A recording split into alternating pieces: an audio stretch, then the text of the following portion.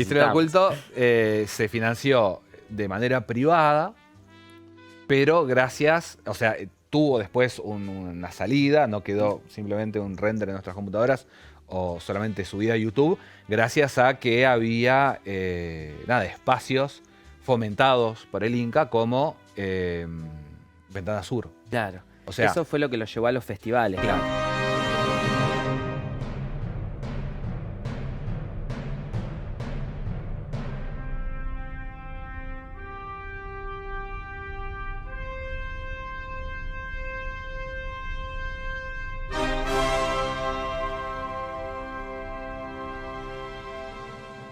Hola a todos y a todas, ¿cómo están? Estamos en un nuevo programa de La Fila del Medio y yo acá me traje a Yoda primero porque quiero que la fuerza me acompañe y después porque este 2025 se cumplen 20 años del estreno de La Guerra de los Sith, el tercer episodio de La Guerra de las Galaxias, que es una de mis sagas favoritas. Y estamos acá frente a un cineasta que le gusta el cine de terror y a mí eso me vuelve loco porque ustedes saben que es mi género favorito. Es director, es guionista, es productor.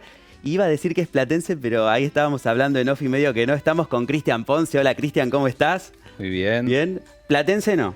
Y en vías de convertirme al platencismo. Ya estoy por llegar a la mitad de mi vida. Yo supongo que cuando esté la mitad de mi vida más uno, ya sí, puedo ir a... Ya el documento tengo la dirección acá. Ah, sí, ya está. Ya esas cosas de estudiante, de no poder votar porque estoy a más de 500 kilómetros, esas cosas ya no van más. Esas cosas ya no. Sí, hay que votar, Sí. por favor. ¿De dónde sos? De Carmen de Patagones. Carmen de Patagones. Extremo sur de la provincia de Buenos Aires. Frío, ¿no? No, ¿Estamos bien? bastante parecido acá, ¿eh? Bueno, me gusta. Y escúchame, ¿y viniste a estudiar, me dijiste, antes de la UNLP? Estuve en la UBA, Sí. un año tranquil, 2001, para un pequeño niño de Carmen de Patagones, perdido, tipo mi pobre angelito. Ahí fui a diseño de imagen y sonido, me parece que es el nombre de la carrera allá, pero bueno, estuve unos meses en el CBC. Ah, bien. Y me volví a Carmen de Patagones, ahí estuve 5 años y en el fines del 2005 me vine a La Plata y en 2006 empecé a estudiar en la más grande, la gloriosa UNLP. Así hagamos, así, la UNLP, la querida UNLP. ¿Qué pasó? ¿Por qué te fuiste tanto tiempo allá? ¿Qué fue lo que pasó? ¿Te asustó la gran capital, el 2001, la explosión? Sí, yo tenía la idea de que para estudiar cine, para hacer cine, para vivir del cine, tenía que estar en Buenos Aires. No sé de dónde habré sacado esa idea, pero bueno, era como que si no ibas ahí, no había cabida, claro. Tenía un amigo, de hecho, varios amigos, porque la mayoría venía de La Plata, porque sus hermanos habían estado en La Plata, porque los primos, que me decían, venía a La Plata, y yo, no, yo voy a hacer cine. Claro, escúchame, yo después tengo que trabajar con los grandes actores Claro. y directores que están en Capital. Y después lo que me pasó es que empecé en el 2005 a viajar para acá por cuestiones así de la vida. Me hice muy amigo de Eliana Aguilar, que era también egresado de la UNLP, de cine y profe en aquel entonces. Y empecé a ir a las clases y estaban buenísimas. Te copó. Y me recopó y cuando, surgió de vuelta por la vida a mudarme para acá, dije, bueno, voy a mudarme y voy a retomar aquello que había sido mi sueño desde pequeño. Y ahí entré en la UNLP y no paré más. Mira, me gusta esto de lo de cuando eras pequeño. Yo siempre pregunto lo mismo. Muy chiquito era. Me parece súper interesante cuándo fue el momento, cuándo fue la epifanía, qué fue lo que viste cuando eras niño que dijiste, esto es lo que yo quiero hacer por el resto de mi vida. Y yo pienso, hubo una época a principios de los 90, mediados de los 90, yo soy del 82, que acá por lo menos, y en lo que era mi scope, en la tele había varios programas sobre hacer cine. Ah, mira. Y estaban Los Directores, que era un programa que, te mostraban toda la filmografía de David Lynch, John Carpenter. Yo no tenía idea, pero bueno. ¿En qué canal estaba eso? TNT. Ay, me TNT. encanta, TNT. Pasa en la vida, pasa en TNT. Claro, exactamente. Y si no, en HBO Le pasaban La Magia del Cine. Increíble programa. Y además estaba, ya desde los 80 en realidad, pero bueno, con Jurassic Park, la figura de Steven Spielberg. Claro. Que empezabas a notar. Hay dos nombres que empezaba a ver en las películas que más me gustaban, que siempre estaba, que era Steven Spielberg, que él como era productor se ponía delante de todo el mundo. Claro. Veías Gremlins de Joe Dante, adelante Steven Spielberg. Claro. Veías Volver al Futuro, Steven Spielberg. Sí. Y Stephen King.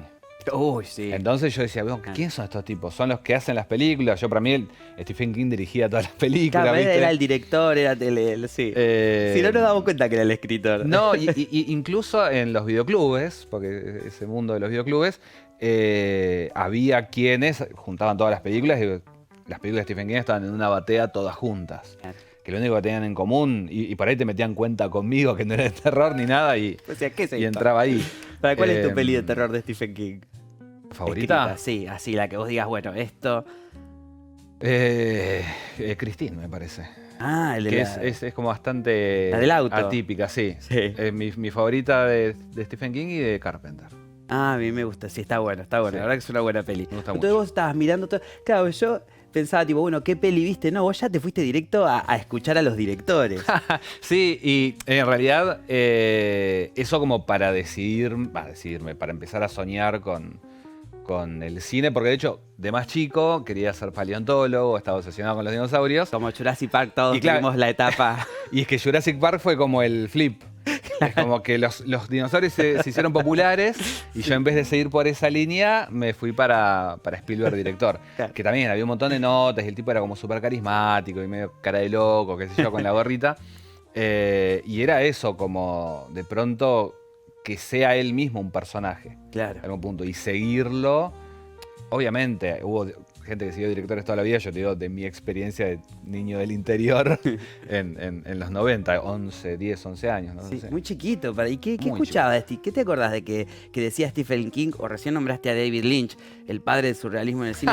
¿Qué escuchaba un chico de 11 años que le llamaba la atención y que después decide hacer esa carrera y ser como ellos?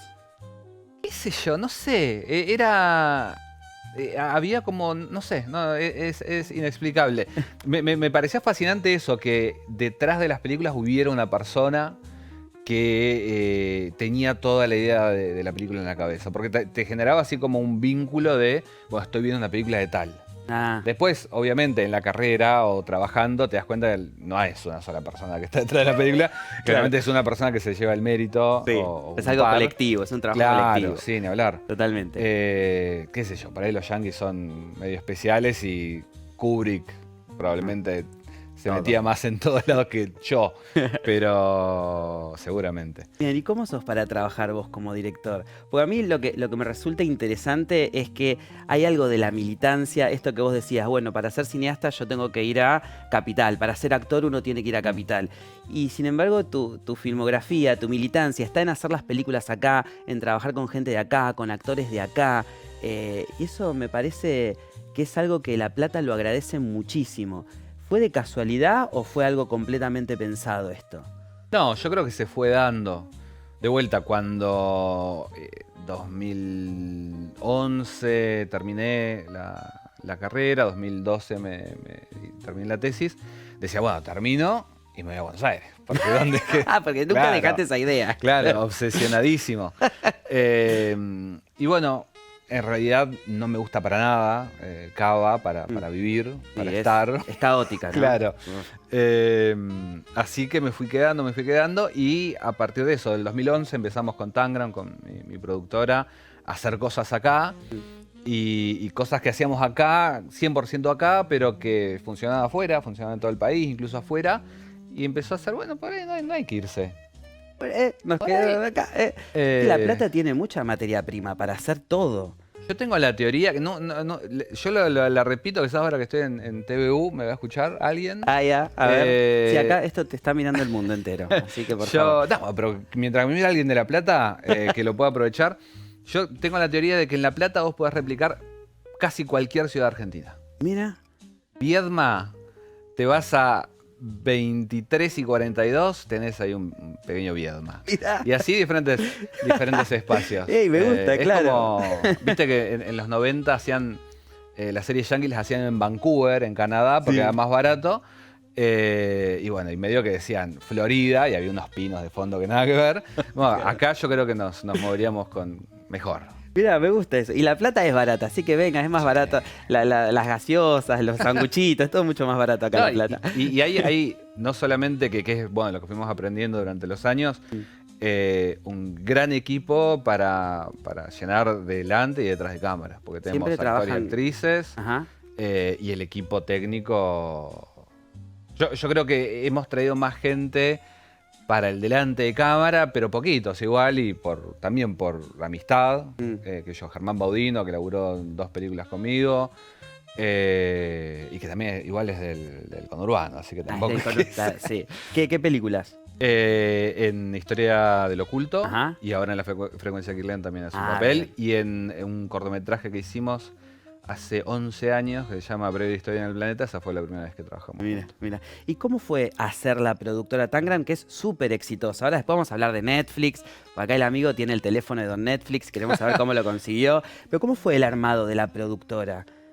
Es algo, yo no sé hoy por hoy, ahora que me metí en la docencia, que voy a dar de vuelta por las aulas, por ahí quiero pispear un poco eso. Pero era algo que pasaba mucho en segundo año, tercer año de mi carrera, de mi época, que nada, obviamente, quería salir a filmar, a grabar cosas, y los grupos de trabajo práctico de la facultad se transformaban, tipo oruga en mariposa, se transformaban en productoras audiovisuales. Todas con unos nombres estrafalarios, qué sé yo. Y bueno, la nuestra fue así. Fuimos miembros de 2 grupos que veníamos trabajando juntos y dijimos, tengo la posta, vamos a hacer una productora. Y nada, teníamos, creo que medio que nos habíamos probado en estos trabajos prácticos de la facultad. Ya veíamos como próximo el final de la carrera y qué íbamos a hacer después. Claro, ¿qué hacemos? ¿Qué hacemos sin ese? Y bueno, de vuelta, la obsesión también de la tele, porque éramos muy de la tele. Nos encanta el cine, pero siempre el lenguaje seriado nos conmovió. Y en el 2008 hicimos un primer piloto de Un año sin televisión. Gran serie platense. Pero anterior, porque o sea, lo que se vio, lo que vio la gente, quienes lo vieron, fue en 2011. Eso se puede ver por YouTube. Sí. Y está en el canal de Tan Gran Producciones. Sí. Bien, perfecto, para que lo vean porque es magnífico, una comedia absurda, es genial y necesario, Un año sin televisión. Sí, hoy por hoy no sé qué sería un año, habría que actualizarlo. Sin redes, yo creo que sería el Eternauta, sería un apocalipsis total. Pero bueno, hicimos una primera versión de eso y ahí ya también nos empezamos a perfilar en los roles. Hernán Biasotti hacía sonido, teníamos 2 directores de fotografía, Franco Serana y Matías Fabro. Y bueno, nos íbamos completando así en los diferentes roles. Y yo creo que, si no todos, la mayoría veíamos esos programas de la magia del cine, qué sé yo. Y más allá de lo que fue el paso por la carrera, ya éramos como medio nerds y de ver extras de DVD y esas cosas. Y de pensar las películas así, como dividiendo en roles, los diferentes rubros, como tratar de profesionalizar las cosas desde el amateurismo que teníamos, que era muy grande. Claro. Y mira, hay algo que a mí me interesa porque el cine es colectivo. Un poco venir a este programa, a este canal también, es colectivo. Y yo ahora lo que veo es que muchos están trabajando de manera individual. Viste que por lo general el streamer, por lo general trabaja como solo, con la cámara.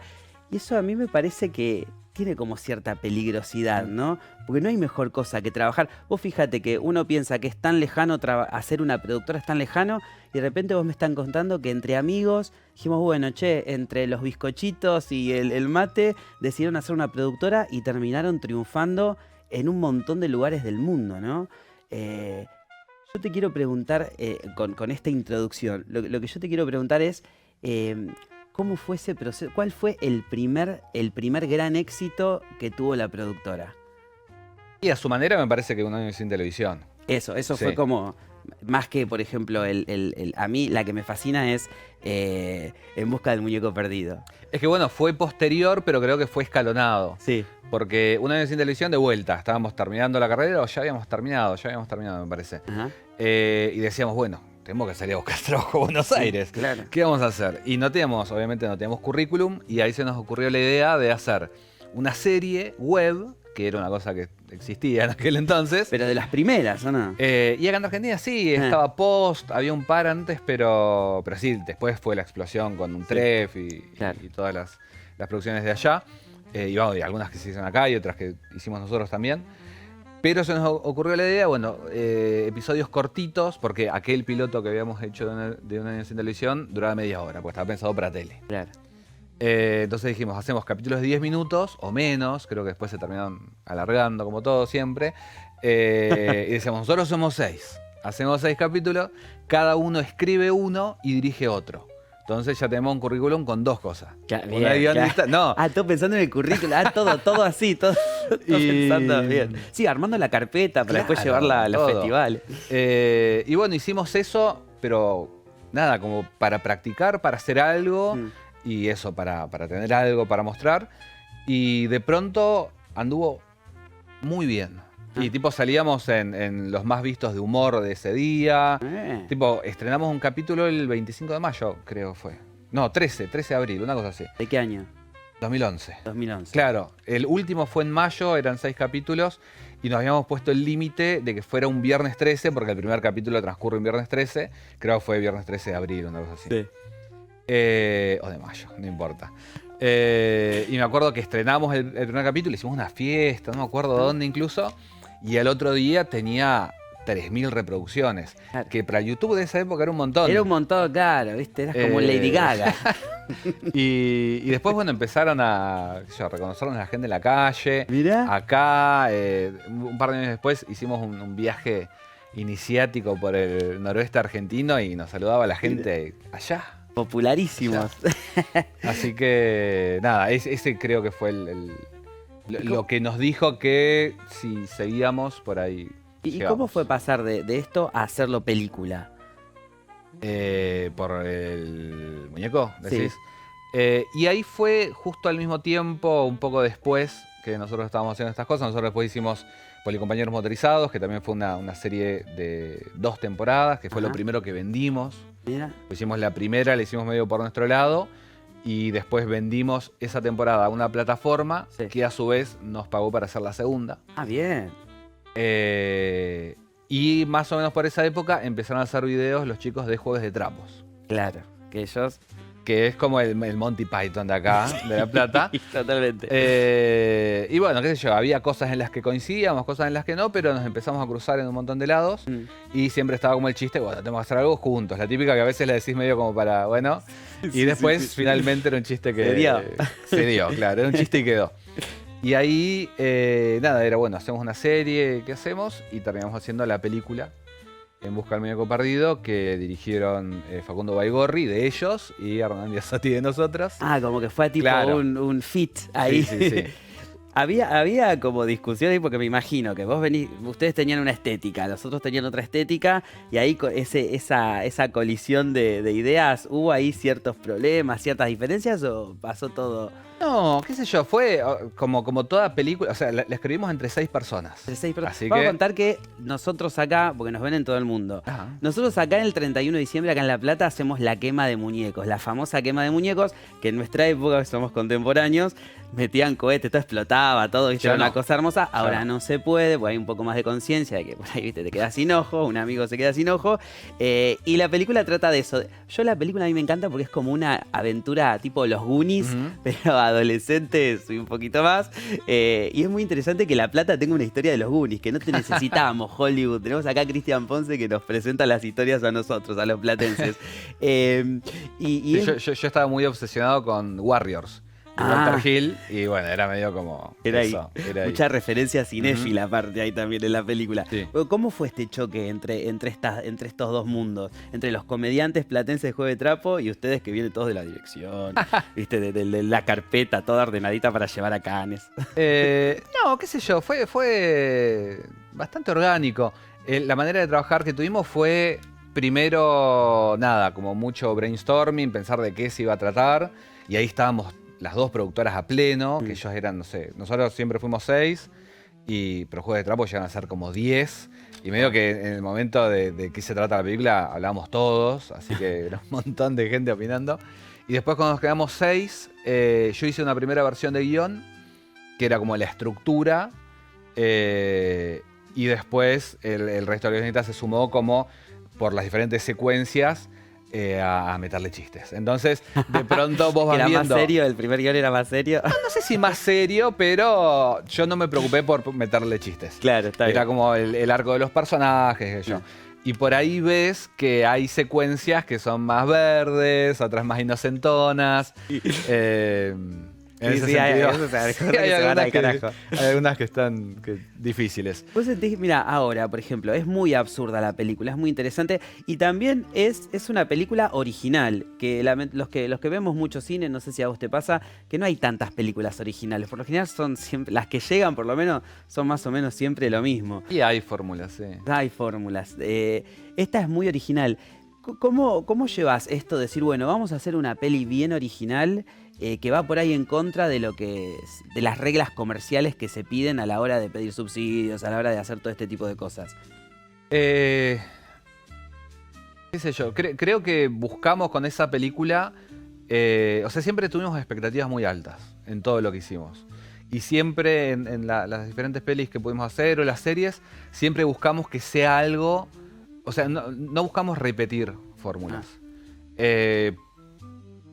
Qué sé yo, y al nosotros estar la mayoría de las veces detrás de la producción, también siempre tuvimos como la libertad de medio hacer lo que quisiéramos. Eso está bueno. En Busca del Muñeco Perdido, de hecho, bueno, se financió a través de crowdfunding, una página que no sé si existe todavía, que se llama Ideame, que... Eso como explicarle a los chicos que están viendo por ahí, viste, cómo fue la financiación sin Inca, sin por ahí, viste, los grandes monstruos que suelen financiar.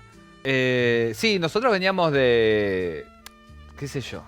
Ahí sí quizás era conveniente vivir en Buenos Aires. O sea, cada vez que... Ahí sí hubiese sido bueno tener un departamento en Caballito. Más o menos al mismo tiempo que hicimos la película del muñeco, estábamos haciendo un cortometraje de historias breves, que se llamó, el que te decía hace un rato, Breve Historia en el Planeta. Y que fue una historias breves, que era un concurso que existía en la época... Sí. Épocas, como dicen Star Wars, en épocas más civilizadas. Sí. Que bueno, subsidiaban esto a estudiantes. Claro, a directores emergentes, ¿no? Así haces industria. Y para nosotros fue como bastante difícil todo lo que fue la parte administrativa. Por nuestra culpa, la mayoría de las cosas. por ser inexpertos. Claro, ¿no? Y porque, no sé, estábamos cerrando la carpeta, era enero, bajábamos del colectivo ahí en el... 40 grados de calor. Claro, transpirado, llegamos y faltaba un papel y teníamos que volver con la carpeta.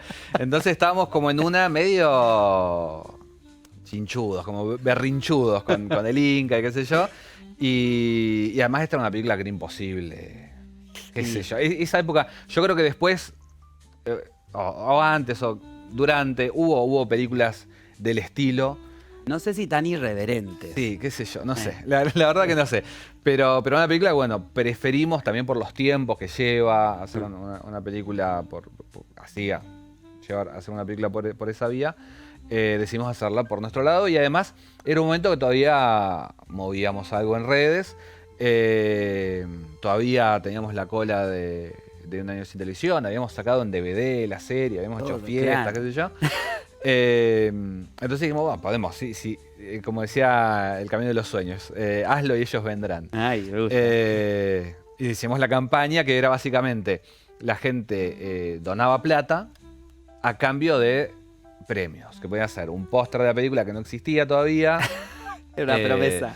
Qué sé yo, estaba la película en DVD, creo, así, premios, o aparecer incluso en los créditos. Ser productor. Claro, aparecer como productor. Y así se financió, no me acuerdo cuánto es que juntamos, capaz fueron 1.000 pesos, no me acuerdo cuánto salió la película.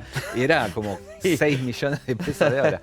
Pero nada, se pudo hacer la película así y fue una película gigante, o sea, es la película más grande que hicimos en muchos sentidos. El momento que están ahí, que eligen ¿cómo se llama? El muñecar, que era como el subsidio para hacer el muñeco.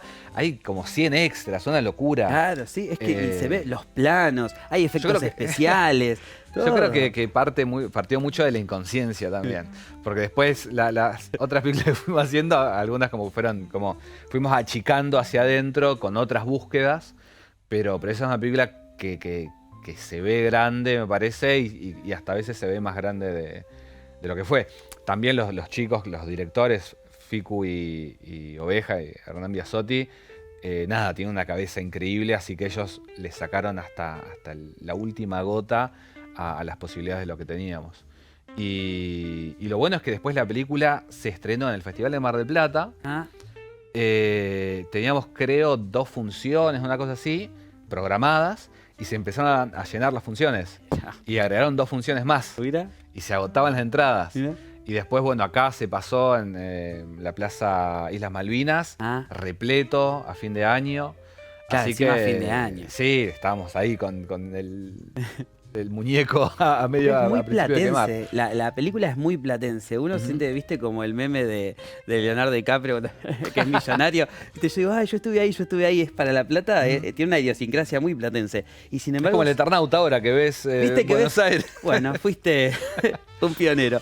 Pero es interesante esto que vos digas que en Mar del Plata se llena. ¿La pudieron llevar a otros lugares, incluso a otros países? Sé que estuvo en Fantaspoa, que es un festival bastante importante de género fantástico en Brasil. Viajaron los chicos y todo. Pasa que no tanto, supongo yo, no tanto por la idiosincrasia local, sino por una cuestión de género. Era muy de humor para los festivales de género fantástico. Claro. Tampoco hay tanto festival de humor y para los que iba era como demasiado bizarra o fantástica. Entonces medio como quedaba ahí en una imprecisión. Claro, que la dejaba... pero el público la acompañó siempre. Sí, de hecho, tiene un montón de vistas en YouTube que la pueden ver también en Tangram Producciones en YouTube, la pueden ver. Y veanla que es una joyita. Mira, a mí me interesa porque Historia del Oculto, que ahora vamos a ir ahí, que la pueden ver por Netflix, una gran película de thriller político de terror. Me vuelve loco ya esos 3 ahí. Tampoco estuvo subsidiada por el Inca. No. ¿Con qué se hizo? Eso se hizo, en realidad, con un paso anterior que fue La Frecuencia Kirlian. Ajá.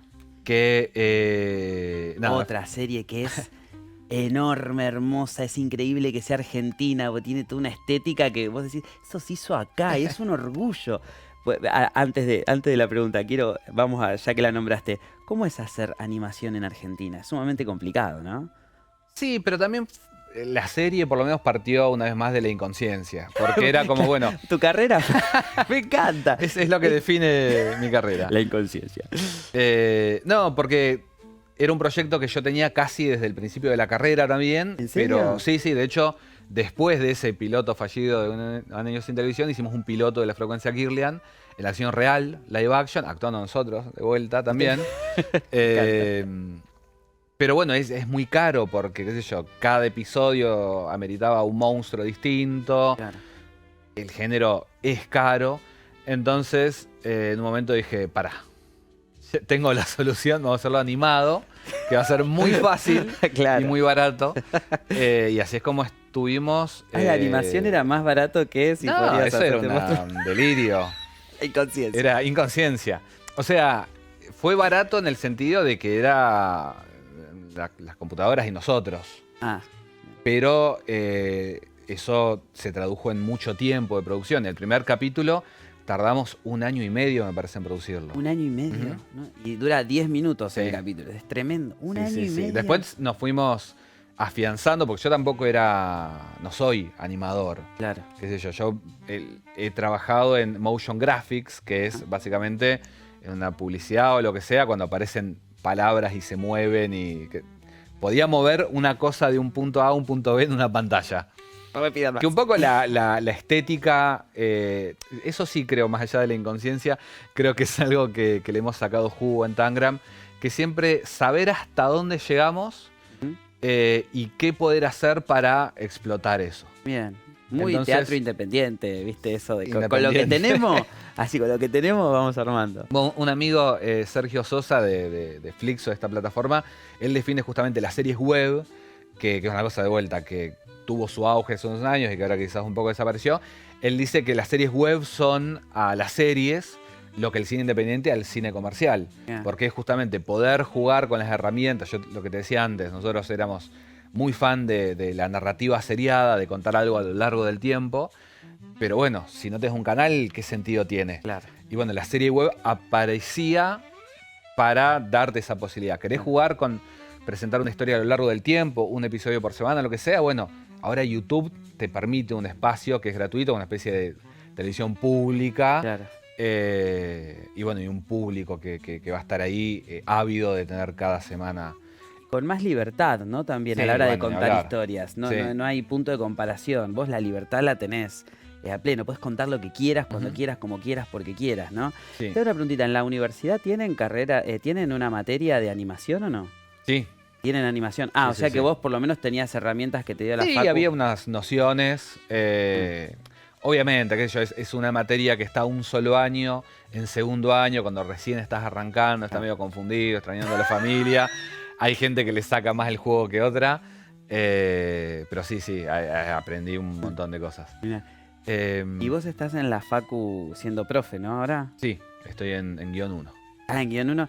¿Y cómo es esto de ser profe con alumnos que hoy por hoy con todo lo que se habla del Inca y con lamentablemente todos los artistas tenemos como un futuro bastante negro, si se quiere?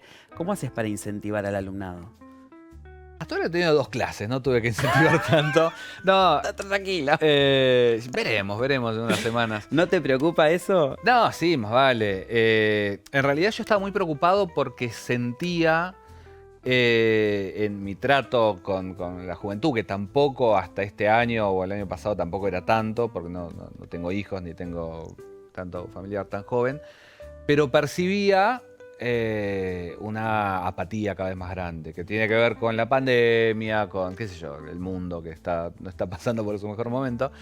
Y estaba un poco preocupado con esto, digo, por ahí, en guión además, voy a estar frente a, no sé, 100 pibes y por ahí ninguno abre la boca.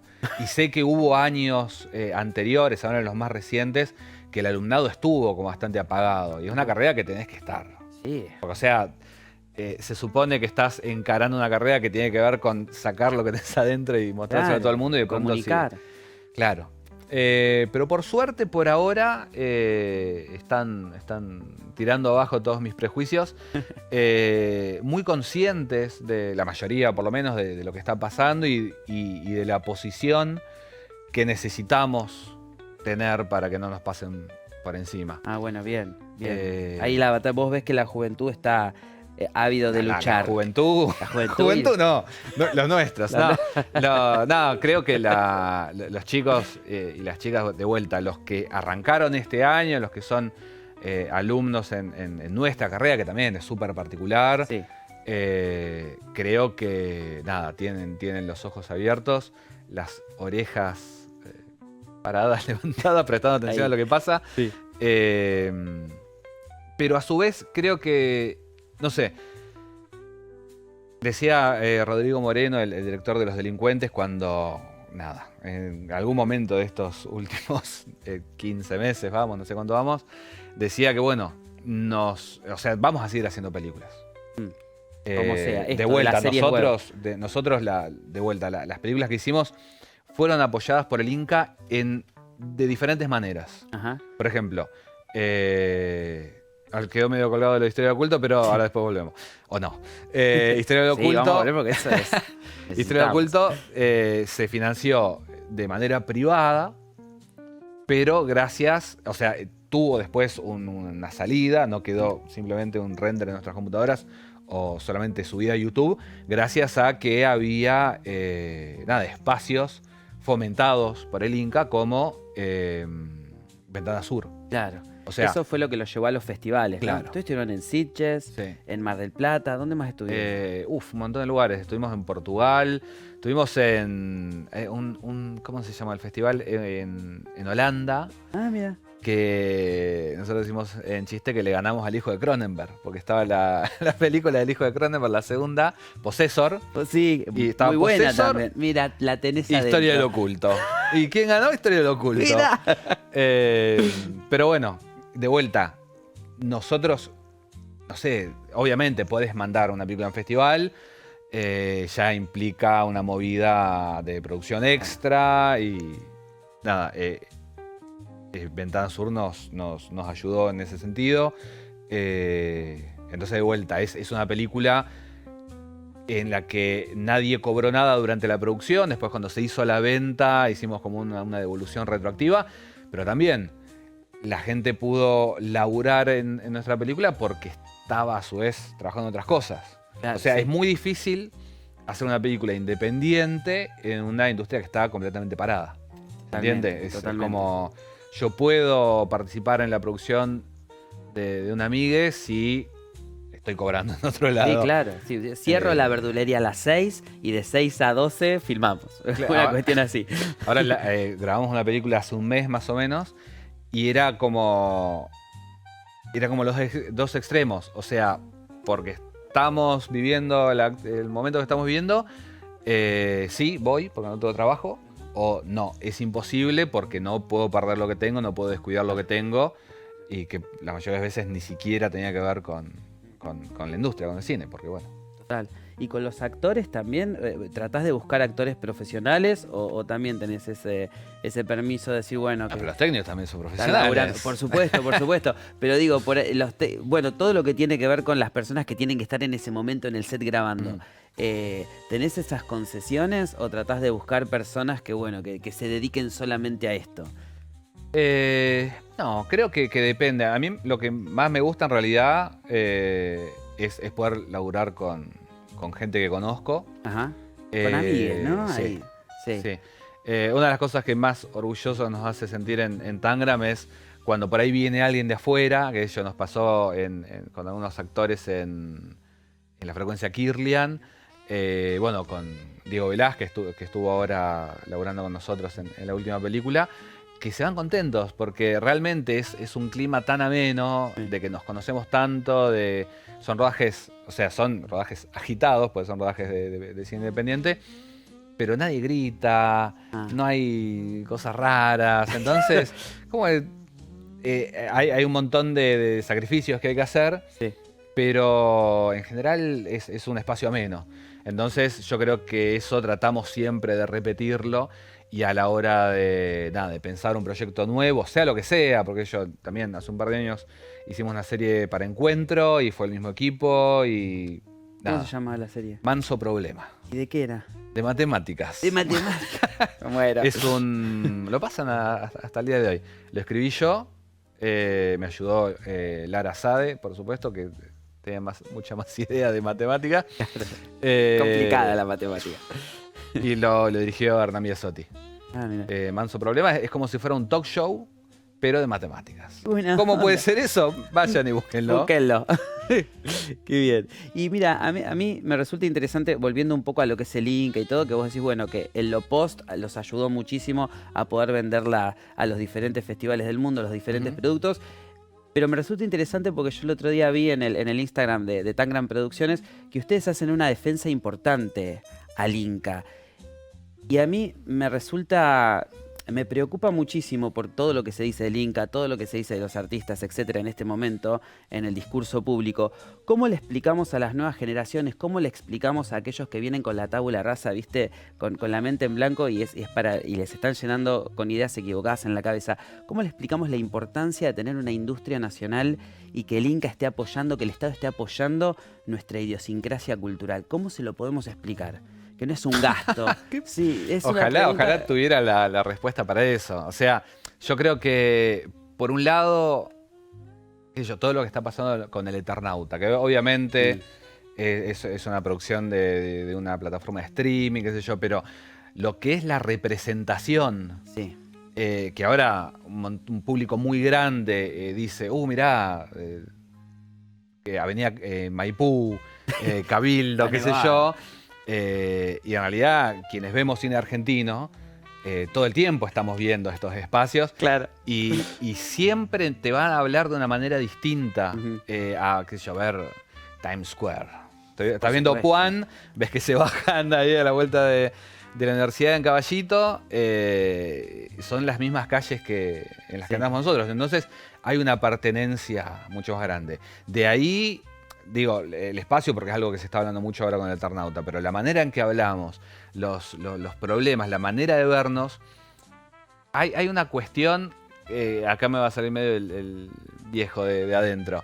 A mí me hace mucho ruido Es el meme ese de viejo gritando a la nube. Me hace mucho ruido. Vos ves los estrenos, las publicaciones impresas en lo que sería Mundo Historieta Sí. por mes. Quizás hay 2 historietas argentinas. Obviamente, las Yankees de siempre, DC y cosas. Pero lo que más hay, que debe quintuplicar a todo lo demás, son el mangá. Sí, tremendo. Sí, sí. Y yo digo, todo bien. Me gusta. Me Robotech, qué sé yo. Pero. La Belle Époque, me encantó. Pero digo, ¿qué sentido nacional puede tener alguien que solamente consume? Que para mí está bárbaro que consuman de arte de todo el mundo, no limitar por ese lado. Pero para mí tiene que ser un y también. Sí. Porque si solamente, no sé, tenés 15, 16 años y solamente te criás leyendo la historia de un Ronin del siglo no sé cuánto, en el Japón medieval, Sí. ¿y qué votás después? ¿Qué vota? Por ahí estoy haciendo una hipérbole que no tiene demasiado sentido, pero creo que en el cine de vuelta eso también. Está bueno ver, qué sé yo, Thunderbolts, pero ver películas argentinas también, yo creo que es, lamentablemente, acaba siendo un gusto adquirido, pero me parece que de pronto, si ves cine protagonizado por gente que podría ser vos, que podría ser tus vecinos, y historias también más cercanas, creo que empezás a entender el mundo de otra manera, que tiene que ver más con el lugar donde vivís o donde estás. Sí, como el sentido de pertenencia, ¿no? Sí. Porque el Eternauta también lo que nos trajo es esto de que a nosotros también nos invaden. ¿Y quiénes nos invaden, no? Con esta pregunta así, ¿quiénes son los que nos está invadiendo acá en Argentina? No necesitamos que Estados Unidos lo invadan y que ellos nos den sus propias metáforas. Claro. Y ahí, esto sí lo voy a relacionar con Historia del Oculto, que habla... Mira, a mí me parece sumamente interesante la película porque habla de una época donde yo creo que no se habla mucho en el cine, que es la época de la postdictadura. La época de la postdictadura, la época donde estaba la mano de obra de los militares, viste, desocupada, y todavía estaba ahí el miedo hacia un fantasma que volvía. Y a mí me gusta mucho el cine terror, es mi género favorito. ¿Tu género favorito es el terror? Sí. Sí, ¿no? Sí, Hay algo sí. ahí. Y acá tenés historias para no dormir ahí en la remera, así que... y viste que, por ejemplo, los zombies eran una metáfora del consumismo estúpido, ¿no? Bueno, la invasión ahora. ¿Qué metáfora sentís, sin contar de qué se trata? Véanla en Netflix porque es genial, Historia del Oculto, y es nuestra. ¿Qué metáfora sentís que quisiste contar hablando de esa época en particular, que no se habla tanto, en una historia de terror? Mirá, sinceramente hay un montón de lecturas de Historia del Oculto que me parecen súper válidas, pero que no fueron buscadas. No, qué sé yo. ¿Qué mejor que eso? Pero... Que se la apropia al público, ¿no? Claro, igual, o sea, no me gustaría que alguien la lleve por otro lado del que no estoy de acuerdo. Pero vamos a Por ver la suerte, historia oficial acá. Claro. No, pero digo, yo lo que quería... podemos volver incluso un poco atrás y, bueno, esta serie, La Frecuencia Kirlian, que hicimos de manera independiente, se terminó vendiendo a Netflix por una cosa del destino extrañísima. ¿Cuál? Contala. ¿Cómo fue? Nada, la importancia de los medios de comunicación. Nosotros tenemos esta serie que subimos a YouTube, que nadie le está dando bola prácticamente, y porque alguien levantó los episodios afuera, hubo como un rebote y nos empezaron a llamar de algunos medios de acá, y alguien que justo iba trasnoche viajando de punto A a punto B en Capital, que trabajaba como agregador de Netflix, escuchó esa entrevista, vio la serie y la vendió a Netflix. ¿Pero alguien la levantó que de forma pirata? No. Legal, nos mandó un legal. mail, Por favor. dijimos esto qué, nos están mintiendo, qué sé yo. Y la serie se terminó traduciendo al inglés, se estrenó en todo el mundo. Mira. Con el dinero de la venta de La Frecuencia Kirlian, hicimos Historia del Oculto. Ajá. Ahí es donde nos quedamos recién. Porque era probablemente la única película que iba a hacer en mi vida. Y qué sé yo soy así tremendista. Entonces digo, bueno, es ahora o nunca. Entonces metí todo lo que me interesaba, que era televisión clásica argentina, thriller de periodistas y ocultismo. Bien, sí. Y de ahí viene esa mezcla.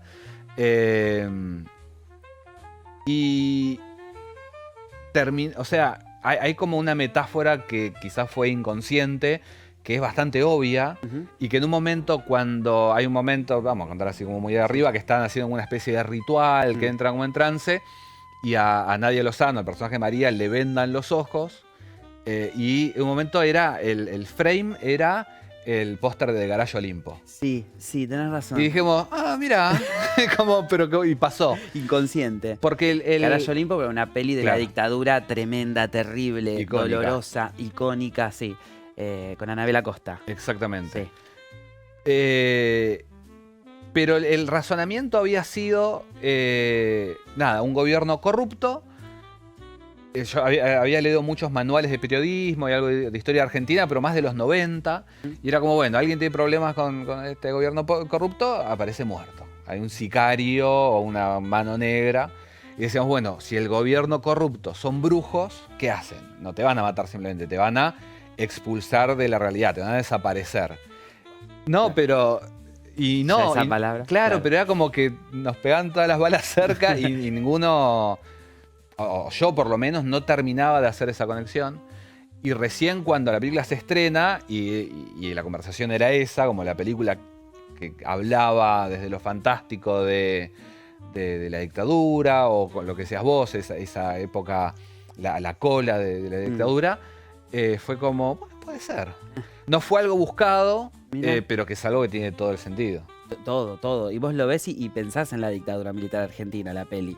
No podés no... ¿Yo o El alguien, público un en general, claro. el público en general. Cuando la vi, yo pensé mucha referencia a la dictadura. ¿Y hay algún proceso histórico que tengas ganas de contar también desde el terror? ¿A futuro? No. Los No, 90, ¿no? No, sí, a mí me encanta esa época.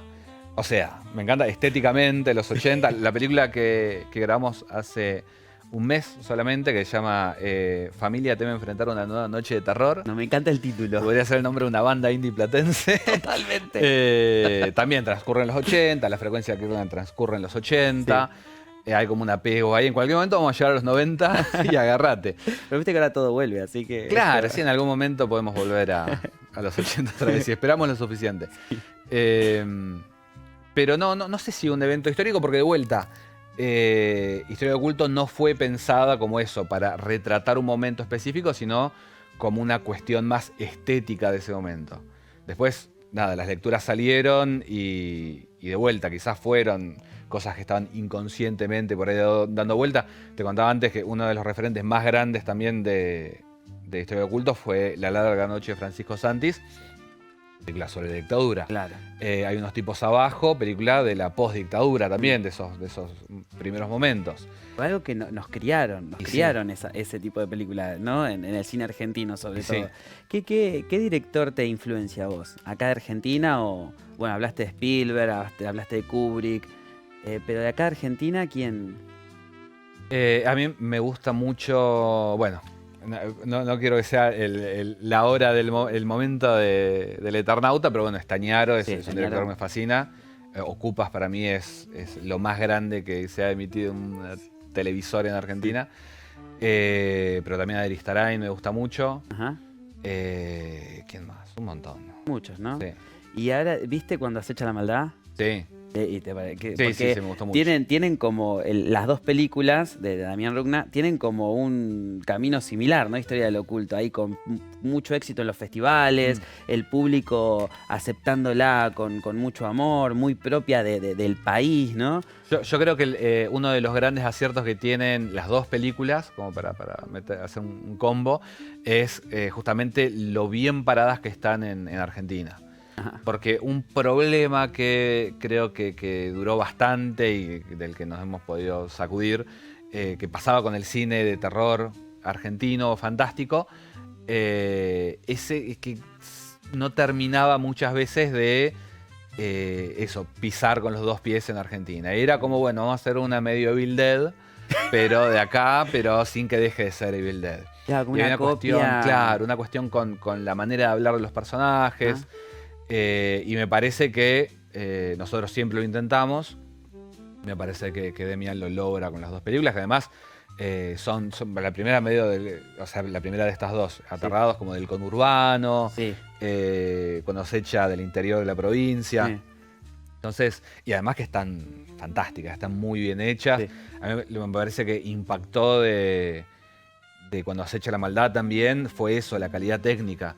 Porque yo vengo viendo muchísimo cine de terror argentino y obviamente es un género que dentro de la industria estuvo paralizado durante mucho tiempo y que sí era muy de autor en el sentido de que vos tenías una cabeza detrás del proyecto que entendía cómo tenía que hacer todo, pero no había, siendo yo hasta hace algunos años, un lenguaje incorporado por el resto del equipo. Ajá. Entonces vos veías muchas veces, podías sentir o suponer viendo una película que había alguien que estaba luchando con todo el equipo para que hagan la película, para que apoyen esa mirada.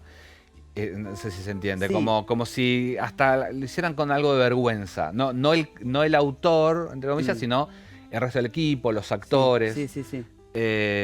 Y ahora creo que ya tenemos un lenguaje de cine de terror nacional y me parece, y se ha profesionalizado tanto que tenemos, Cuando se echa la maldad, Aterrados, una película que a mí me encanta, que es Al tercer día, de Daniel de la Vega.